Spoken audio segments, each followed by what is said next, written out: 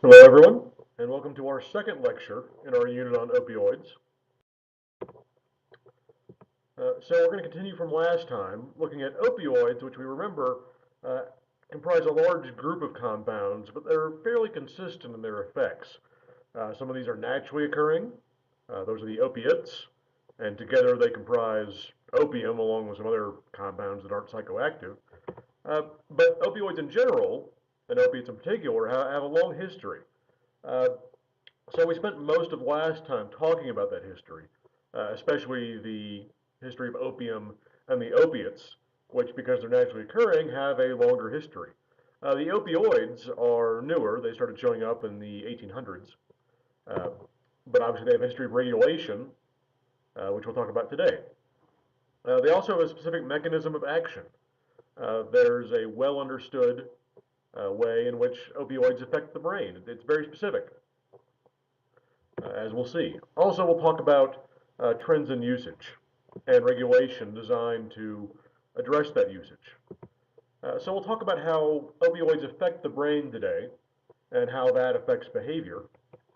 And then we'll look at both the acute and the long-term or chronic effects of opioids, as well as what happens when you take too many or too much of a single opioid.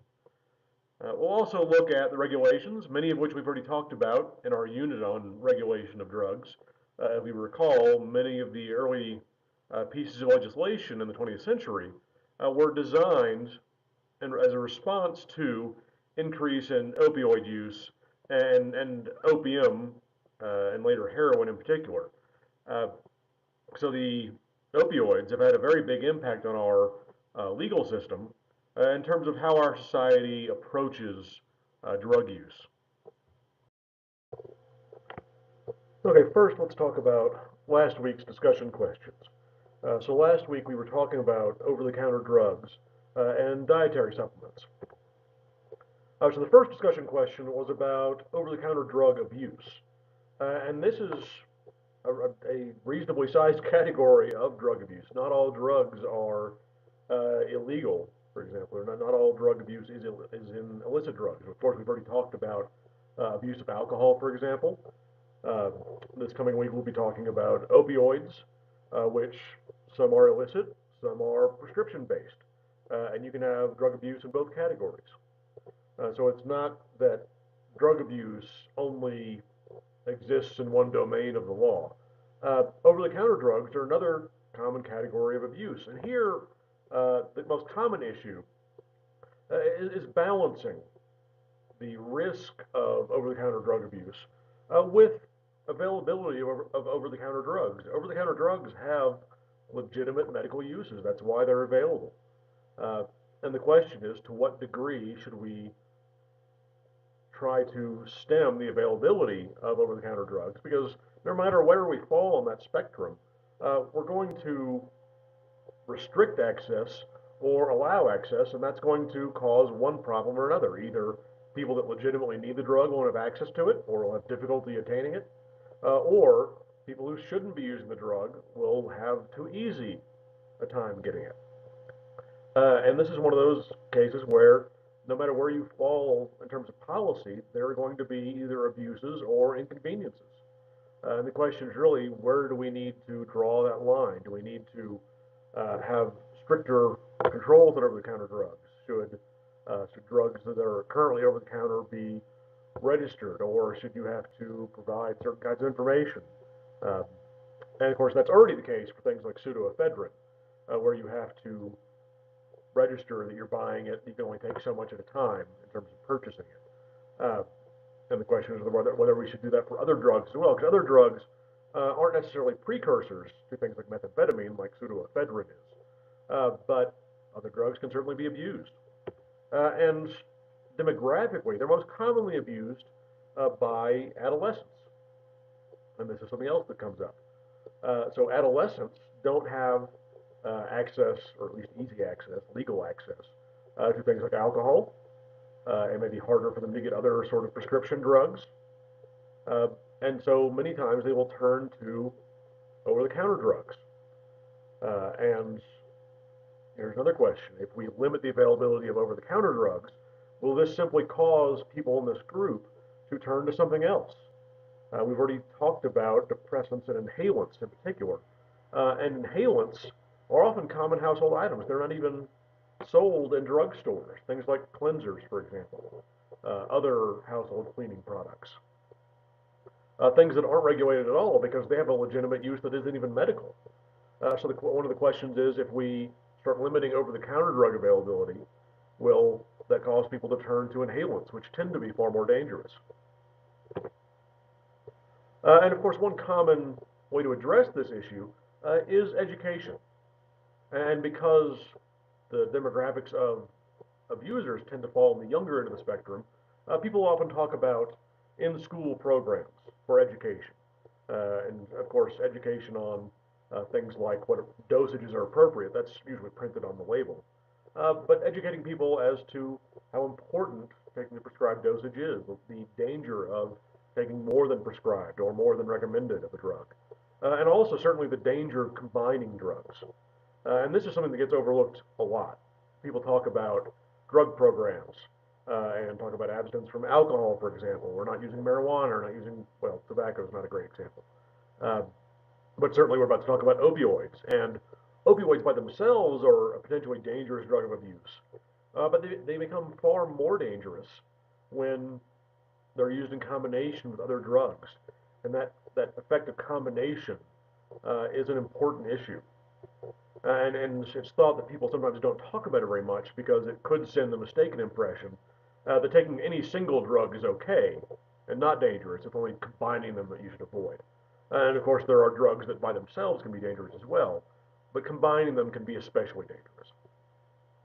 And of course, if the demographic we're talking about is teenagers or adolescents, uh, then the issue of parental responsibility comes up.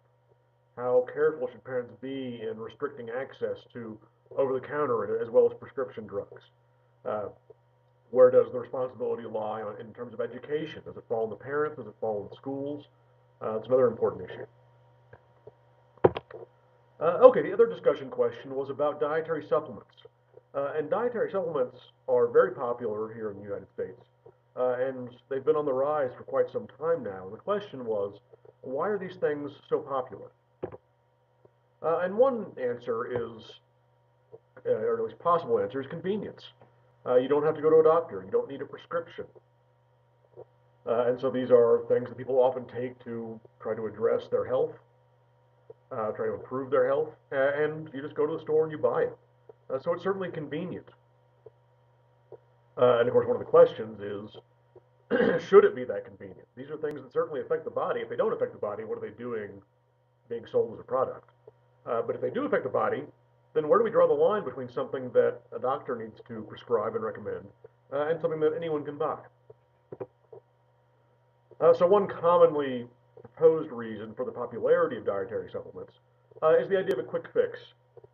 So this ties into the convenience issue. So you don't have to go to the doctor, you don't need a prescription. It's something you can, of your own initiative, just go in, buy, ingest, and then that can be a way of addressing a potential health issue. Now there's of course a lot of debate as to how effective these things are, and that's one of the things that makes them dietary supplements, is they're not required to prove their effectiveness. We talked about that last week. And so the combination of convenience and having a general idea that this is supposed to improve your health may promote the use of dietary supplements. They're sort of perceived as not being a big deal in terms of things like dangerous side effects, although there are some that you shouldn't take, as we discussed. And so it's thought to be a sort of a more informal way of improving your health. But the question is, how effective is it really? And how safe is it? Another commonly proposed reason for the increase in popularity is what's called the appeal to nature. We've talked about this before. The idea that dietary supplements are often derived from naturally occurring products. So they're plant-based, for example. And a lot of people think that if something comes from a plant, that it is a natural substance and is therefore better for you, that it's more healthful. And as I've mentioned before, that's a logical fallacy. So certainly there are compounds that are synthesized that are chemically identical to the natural version, in which case it doesn't matter which one you take, they're chemically the same.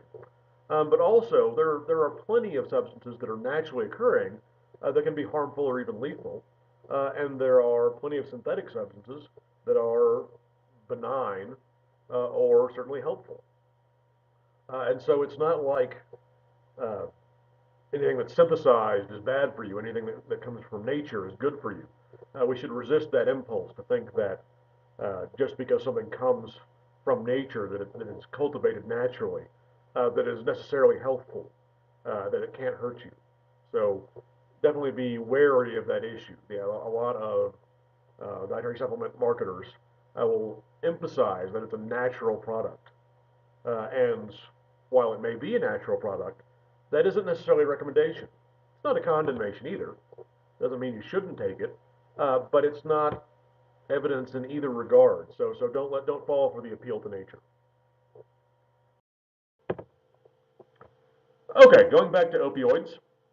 So opioids have an actually fairly specific mechanism of action.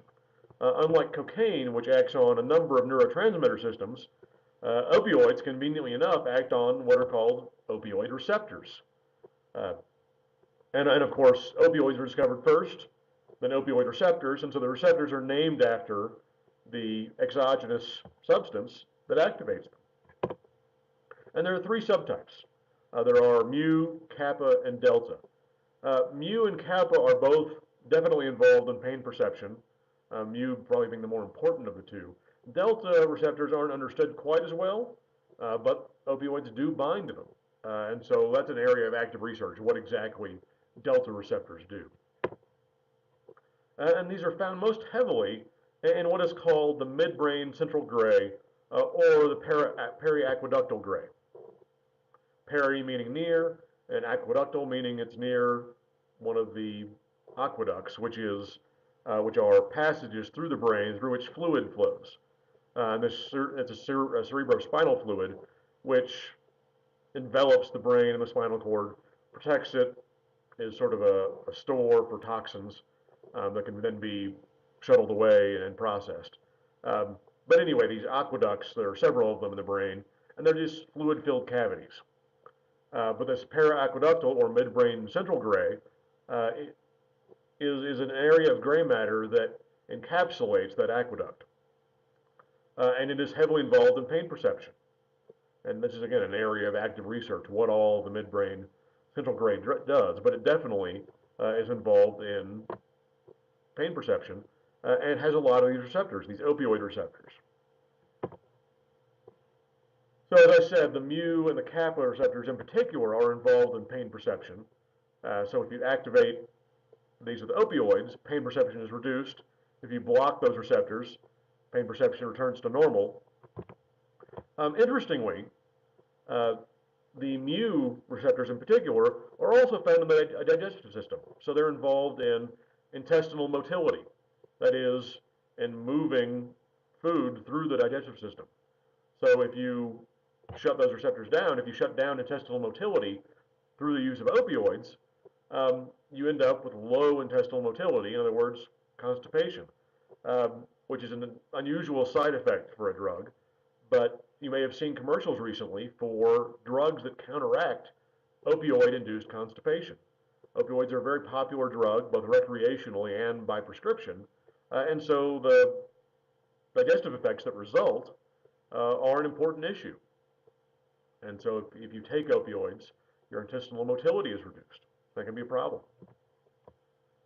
So of course, opioid receptors didn't evolve to interact with opiates, because opiates are an exogenous compound, even though they've been known for thousands of years.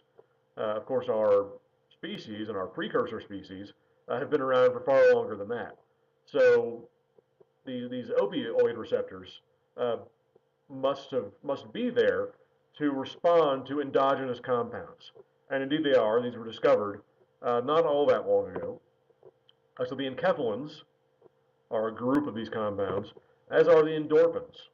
Endorphins you've probably heard of, enkephalins perhaps not. But both of these compounds reduce pain perception but they are compounds produced by the body itself. So they're already in our system, so to speak.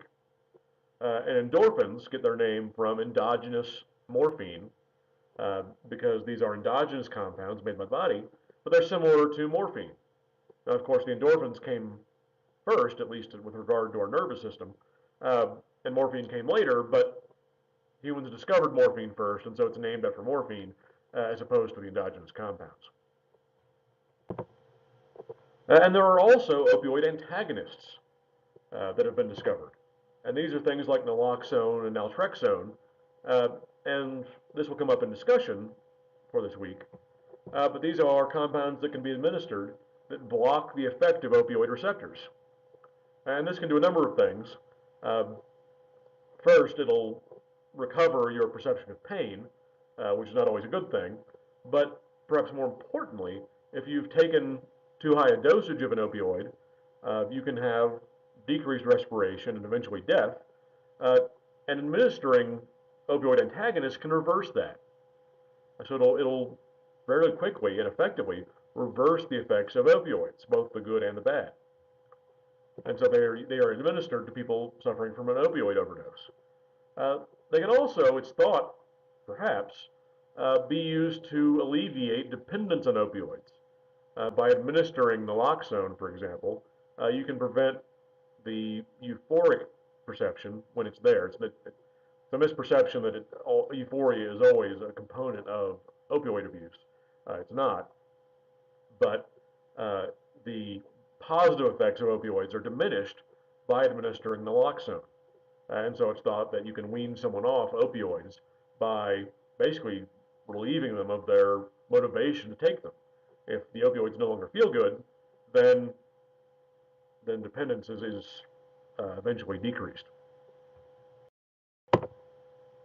So what do opioids do? Now there are acute effects, the most obvious of which is analgesia, that is reduction of pain perception. And as I mentioned, you also get less intestinal motility, which can be a problem. And now there are drugs to counteract that specific effect of opioids. Eventually, you can also get drowsiness. They do have certain depressant-like effects. As we know, depressants cause sleep in many cases, and so opioids have a certain depressant-like effect, even though they are not themselves depressants. They act through a different pathway. They also often have antitussive properties, and this is just a word that means it keeps you from coughing. So the cough suppressants are often opioids. Of course, those are the acute effects. Now, the chronic effects, so the effects of long-term use, opioids lead to tolerance fairly quickly. So you need an increasing dose in order to get the same subjective effect. And of course, eventually you can become physiologically, but also psychologically dependent on opioids. And of course, the hallmark of physiological dependence is once you stop taking opioids, withdrawal symptoms appear. And the media have tended to exaggerate the severity of withdrawal symptoms. It makes the person look like they're in extreme pain and miserable for a long period, when really it's usually more like having the flu for 48 hours. So you get some drowsiness. You also get things eventually like diarrhea, again, because the body has gotten used to the presence of the drug and has tried to counteract that lessened intestinal motility. So as soon as the drug is gone, now you have increased intestinal motility relative to normal. And so you often have decreased appetite and nausea accompanying these effects as well. But all things considered, they're really not too bad. They're not fatal like alcohol withdrawal can be at times. There's also an interesting effect of expectations with repeated use. So it's been shown with humans, but especially with animals, that if someone takes opioids in the same method and in the same environment that they usually take opioids, they have a higher tolerance. So as soon as the body, of course the brain, expects opioids, the body actually tends to counteract some of the effects of those opioids. Respiration rate goes up, body temperature changes. And so you have this expectation effect. that actually can be important because in a new environment, for a given dosage, you may overdose.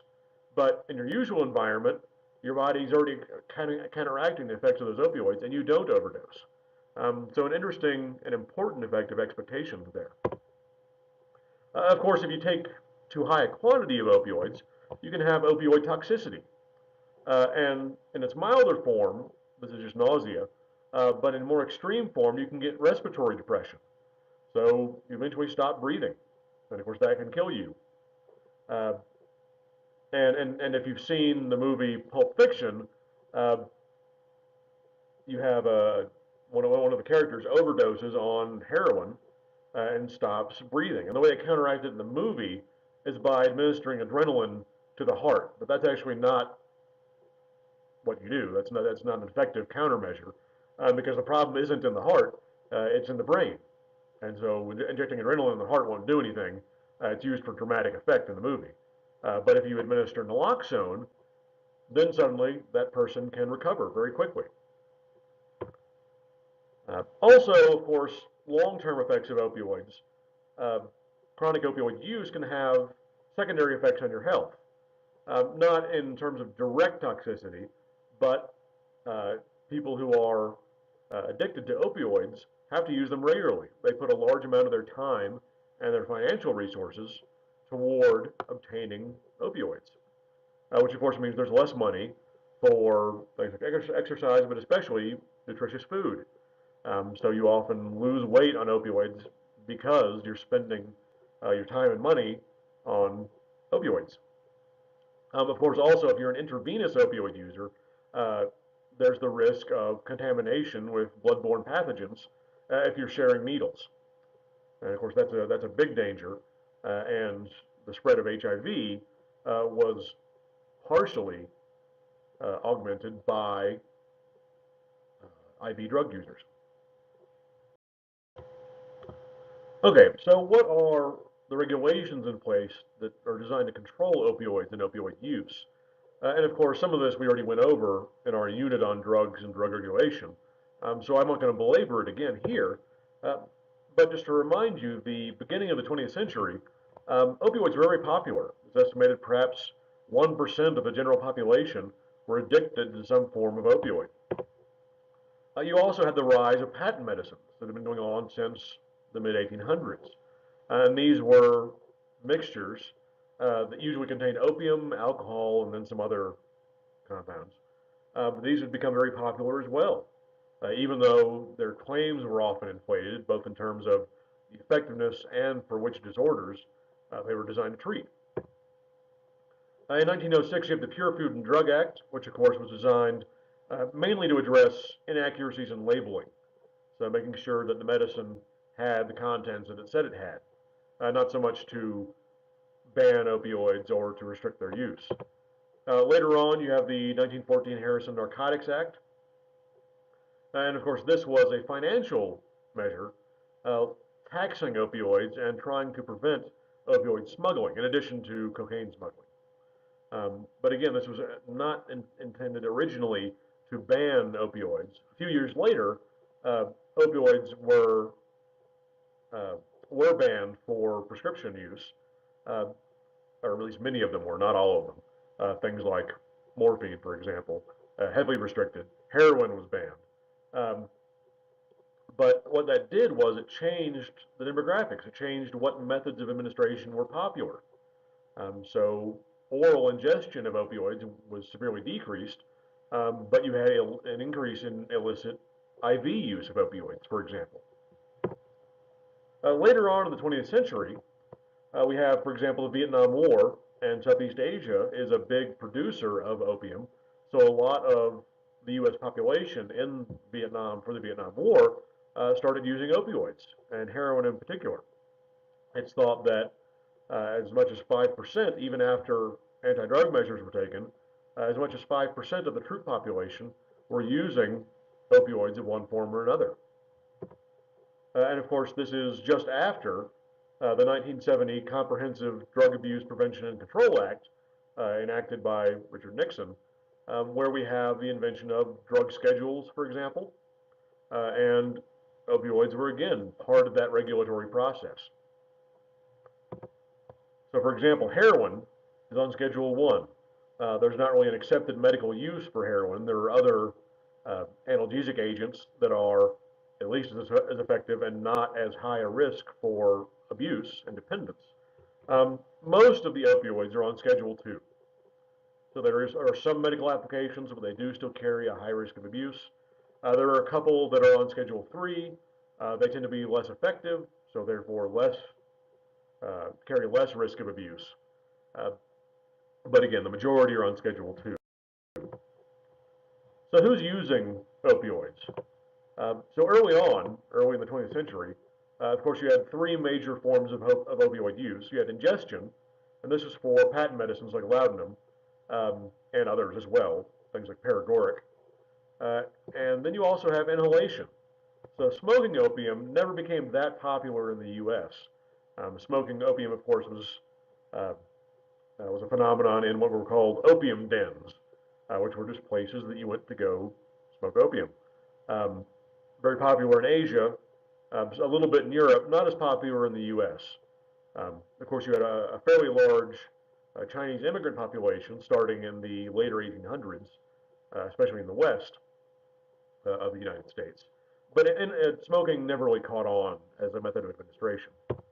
Of course, you also have injection of, at first it was usually morphine. Of course, later on it became heroin, was the most popular injected opioid. But those are the three major methods. And again, legislation, which severely restricted prescription use of opioids, tended to shove the population of opioid users more toward injection.